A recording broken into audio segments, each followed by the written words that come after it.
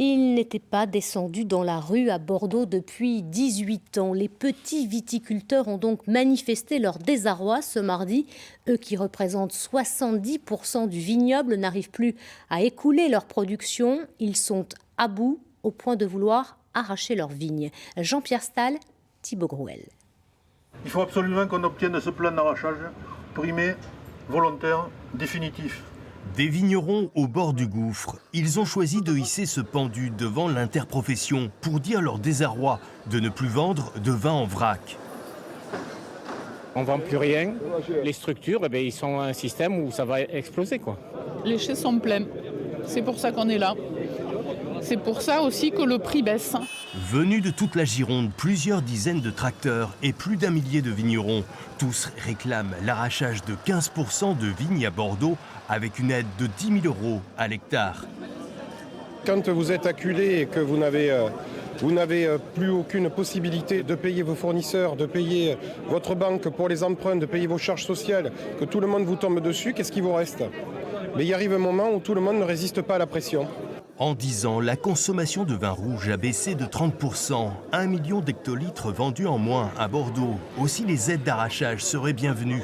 Mais pour cela, il faut revoir les textes européens. Les autres pays peuvent nous accuser de concurrence déloyale. Donc il faut que l'on trouve effectivement cet espace de dialogue, ce qui peut prendre beaucoup de temps. Mais du temps, ils n'en ont pas.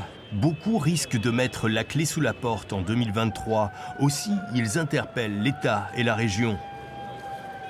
Nous, on interviendra sur la partie installation, reconversion et accompagnement, parce que là, on a le droit d'intervenir. Pour ces viticulteurs, le gouvernement doit faire pression sur Bruxelles, à moins d'aider directement la filière. Il va falloir qu'on soit sur des fonds d'État. Donc à un moment donné, il faut des mesures d'urgence. Et comme un avant-goût de ces 10 à 15 000 hectares à arracher, de nombreux ceps ont été déposés devant ces institutions. Et on va plus loin ce soir avec Didier Cousinet. Bonsoir, vous êtes le porte-parole du collectif des vignerons. Vous êtes vous-même viticulteur au Pian-sur-Garonne. Vous avez voulu frapper fort aujourd'hui en descendant dans la rue. Est-ce que vous y croyez encore malgré tout ? Oui, bonsoir Sandrine Papin. Oui, effectivement, on y croit beaucoup. Aujourd'hui, on a vu une mobilisation forte de la profession. On a vu une mobilisation forte des élus de la région, les maires, les députés, les sénateurs. On a été reçus par Alain Rousset et Madame la préfète. On n'est pas candide, on savait très bien qu'on n'allait pas repartir avec un chèque de 150 millions.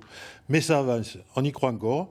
On a réussi à mettre tout le monde autour de la table. Nous avons une cellule de crise qui est déjà prévue la semaine prochaine à la préfecture avec tous les acteurs de la filière autour de la table, la préfète, le département et la région. Alors ces vins, ils s'échangent à moins de 700 € le tonneau, c'est ça ? Tout à fait, oui. À l'heure actuelle. Est-ce que c'est vraiment le problème parce qu'aujourd'hui, ils ne se vendent plus du tout ? Et oui, c'est un problème. De toute façon, on ne vend plus de vin, qu'on le vende peu ou pas du tout. Le problème, il est là. Le souci qu'il y a, c'est qu'on se traîne 1 million d'hectolitres de trop tous les ans. Il va falloir trouver une solution pour sortir ces millions d'hectolitres de trop. Nous, c'est l'arrachage, un plan social qui est impossible à faire. Tout le monde travaille avec l'Europe, avec l'OCM et le FEADER. Ça va être long à mettre en place. Mais là, peut-être qu'avec cette cellule de crise, on a une boîte à outils avec plein de tiroirs pour aider certains viticulteurs. Il va falloir faire qu'on fasse répertorier les viticulteurs qui sont le plus en difficulté pour les aider le plus rapidement possible. Alors l'arrachage concernerait environ 10 000 hectares, 15 000 sur Bordeaux. Minimum, c'est l'équivalent du vignoble de Bergerac. Oui. Combien de viticulteurs sont dans une grande détresse ? Honnêtement, Source Crédit Agricole, la seule banque, il y a au moins 600-700 viticulteurs qui sont vraiment dans la détresse. Mais il y a d'autres banques. Et il y a certaines personnes qui ne disent rien. Vous savez que la paysannerie française courbe le dos et ne dit jamais rien. Arracher des vignes, c'est forcément un crève-cœur un crève-cœur, oui. Pour la profession. Ça permettrait quoi finalement, réellement, concrètement ? Déjà d'arracher, ça permettrait d'enlever ce million d'hectolitres. Ça ferait un patchwork, comme je dis, d'arrachage qui permettrait à tout le monde de trouver son bonheur. Des jeunes qui veulent réduire la voilure pour mieux travailler, des retraités qui partiraient dignement à la retraite parce que là, on va partir avec rien. Et ça permettrait surtout de payer toutes nos dettes, comme disait tout à l'heure mon collègue dans le reportage Bastien Mercier.